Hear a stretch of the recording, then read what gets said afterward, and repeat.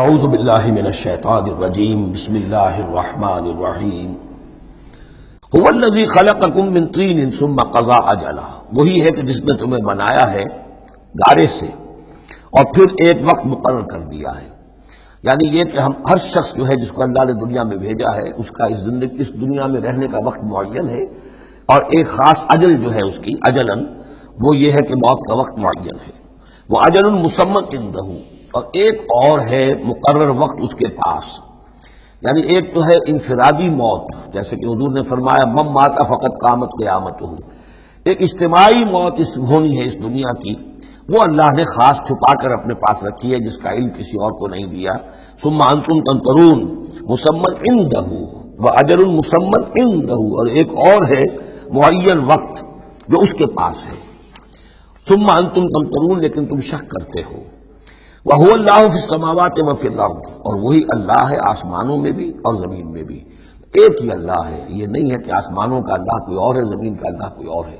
ہاں فرشتے ہیں، فرشتوں کے طبقات ہیں، زمین کے فرشتے ہیں، فضا کے فرشتے ہیں، آسمانوں کے فرشتے ہیں، ہر آسمان کے فرشتے ہیں، پھر یہ کہ ملائکہ مقربین ہیں.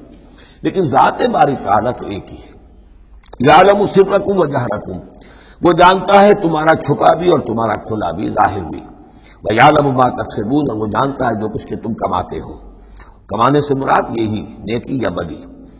وَمَا تَأْتِيهِم مِّنْ آیَةٍ مِّنْ آیَاتِ رَبِّهِمْ، اور نہیں آتی ان کے پاس کوئی نشانی ان کے رب کے آیات میں سے، اِلَّا كَانُوا عَنْهَا مُعْرِضِينَ، مگر یہ کہ یہ اس سے اعراض ہی کرنے کے عادی ہو چکے ہیں. ہم نئی سے نئی صورتیں بھیج رہے ہیں، نئی سے نئی آیتیں نازل کر رہے ہیں، لیکن یہ اعراض پر تلے ہوئے ہیں. فَقَدْ كَذَّبُوا بِالْحَقِّ لَمَّا جَاءَهُمْ، تو اب انہوں نے جھٹلا دیا ہے حق کو جبکہ ان کے پاس آ چکا.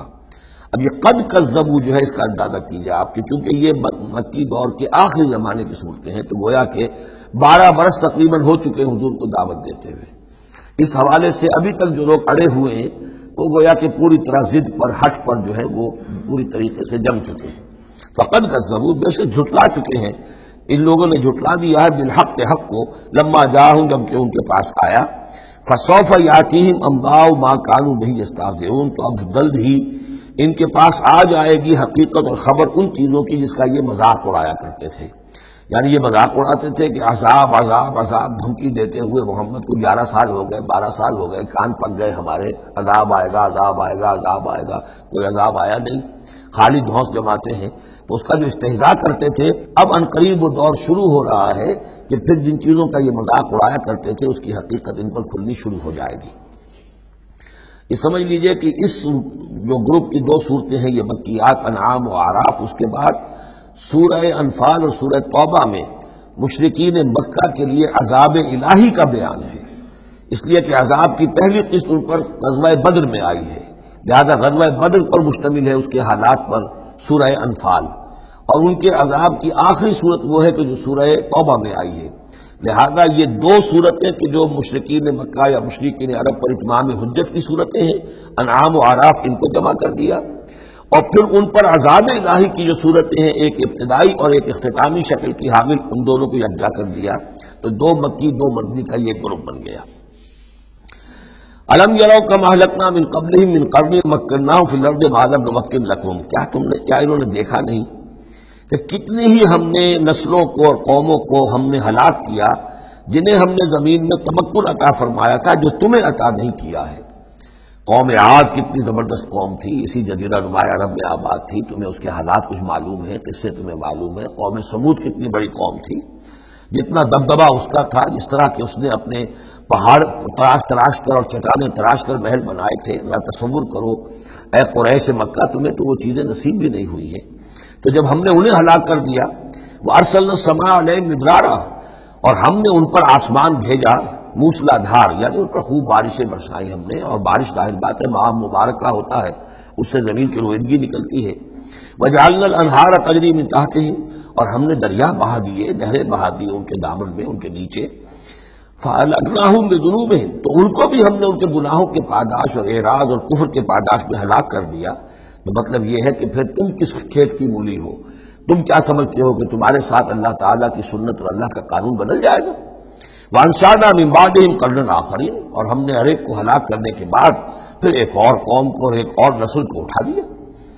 وَلَوْ نَزَّلْنَا عَلَيْكَ كِتَابًا فِي قِرْطَاسٍ. اب یہ اصل میں اس آیت کو سمجھ لیجیے، آیت نمبر 7 جو ہے یہ اس سورہ مبارکہ کا سب سے بڑا مرکزی مضمون ہے کہ حضور پر آخری دباؤ ڈال دیا تھا قریش نے کہ آپ اگر رسول ہیں اور رسالت اپنی ہم سے بنوانا چاہتے ہیں تو کوئی حصی معجزہ ہمیں دکھائیے، ایسا معجزہ جو اب آپ کی آنکھوں سے دیکھیں. مردہ کو زندہ کیجئے، آسمان پہ چڑھ کے دکھائیے، مکے میں ابھی کوئی باغ بنا دیجئے، یہاں کوئی چشمہ نیا نکال دیجئے، کوئی سونے چاندی کا محل دکھا دیجئے، آسمان سے اترتے ہوئے کتاب لے کر اترتے ہوئے ہم دیکھیں آپ کو. تو یہ ان کی طرف سے تقاضا جو ہے زور پکڑتے پکڑتے پکڑتے، اور یہ آپ دیکھیں کہ مسلسل چلے گا معاملہ. اب یہ اللہ تعالیٰ کی طرف سے فیصلہ یہ تھا کہ ہم نے ایسا کوئی معجزہ نہیں دکھانا. اب یوں سمجھے آپ کہ یہ چکی کے دو پارٹ تھے جن کے درمیان حضور صلی اللہ علیہ وسلم کی ذات آ گئی. بظاہر لوگوں پر یہ اثر پڑ رہا ہے کہ بھئی ہمارے جو یہ سردار ہیں قریش کے ٹھیک ہی تو کہہ رہے ہیں، عوام الناس کے اوپر یہ اثر پڑ رہا ہے کہ یہ رسالت کے مدعی ہیں، نبوت کے مدعی ہیں. موسیٰ نے کیسے معجزے دکھائے تھے یہ خود بتاتے ہیں، عیسیٰ نے کیسے معجزے دکھائے تھے یہ خود بیان کرتے ہیں. کیا وجہ ہے پھر کیوں نہیں معجزہ دکھاتے؟ تو گویا کہ ان کے لیڈروں نے عوام کی مت مار دی تھی، اور عوام جو ہیں وہ کہہ رہے تھے کہ گویا کہ ان کی حجت محمد پر قائم ہو چکی ہے صلی اللہ علیہ وسلم. ادھر اللہ کا فیصلہ یہ ہے کہ ہم نے ایسا معجزہ نہیں دکھانا، جو بھی حق کا طالب ہے قرآن ہم نے نازل کر دیا ہے، یہی معجزہ ہے. تو یہ جو ہے رد و قضا اس میں جو ہو رہی ہے، اور اس میں واقعہ یہ ہے کہ کسی جگہ پر تو جا کر انسان کانپ اٹھتا ہے تصور کر کے کہ حضور صلی اللہ علیہ وسلم کی جو جان تھی، جان مبارک آپ کی کس قدر ضیق میں آ چکی تھی. ادھر اللہ کا فیصلہ اٹل ہے، ہم نے نہیں دکھانا. ادھر وہ کہہ دکھاؤ، اگر تم ہو واقعی، اگر نبی ہو رسول ہو تو معجزہ کیوں نہیں دکھاتے؟ تو اس کے درمیان گویا کہ ان کے لیے، اور یہ اس کا مرکزی مضمون ہے صورت کا.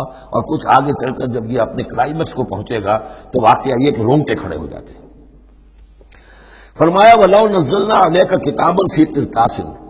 اگر ہم نے اتار دی ان پر کوئی کتاب جو کہ کاغذوں میں لکھی ہوئی ہے، فَلَمَسُوهُ، اور وہ اسے چھو بھی لیں بِأَيْدِيهِمْ اپنے ہاتھوں سے، لَقَالَ الَّذِينَ كَفَرُوا إِنْ هَذَا إِلَّا سِحْرٌ مُبِينٌ. اس وقت بھی یہ کافر یہی کہیں گے کہ یہ تو کھلا جادو ہے، ہماری آنکھوں پر اثر ہو گیا تھا، ہماری نظر بندی کر دی گئی تھی. جس نے نہیں ماننا اس نے نہیں ماننا ہے. البتہ ہوگا کیا، ہم ایسا معجزہ دکھا دیں گے کہ مہلت ختم ہو جائے گی، پھر فوراً عذاب آئے گا.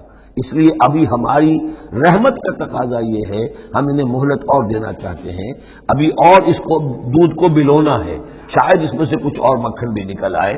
اس لیے ہم معجزہ نہیں دکھا رہے. معجزہ دکھائیں گے مہلت ختم ہو جائے گی، عذاب فوراً آ جائے گا. صدق اللہ العظیم.